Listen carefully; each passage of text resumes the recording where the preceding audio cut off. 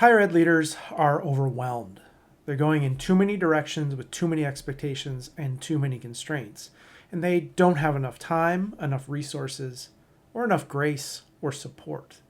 Higher education leaders are seeking relief and calm and a little spaciousness to lead the way they want to.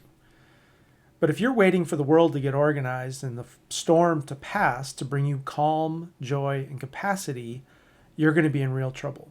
Great leaders find that capacity within themselves so they can be the calm eye at the center of the storm so they can lead with and through the uncertainty we're facing. Overwhelm and burnout comes from the world around us and how we're socialized to navigate through that. Two tools that we can use to avoid burnout and overwhelm are boundaries and purpose.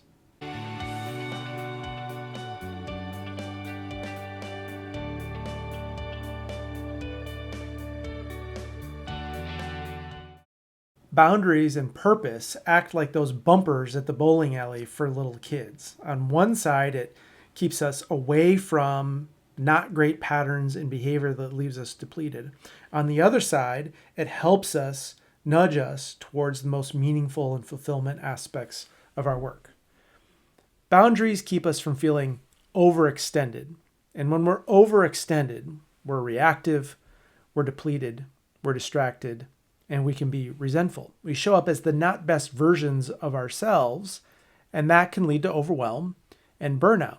When we show up as those not best versions of ourselves, we also don't make great decisions. We're not listening. We're not paying attention. We're not present, and that can amplify the challenges that we're facing. When we have purpose, when we are connected or reconnected to our purpose, to the institutional purpose, to the organizational purpose, it brings meaning and fulfillment.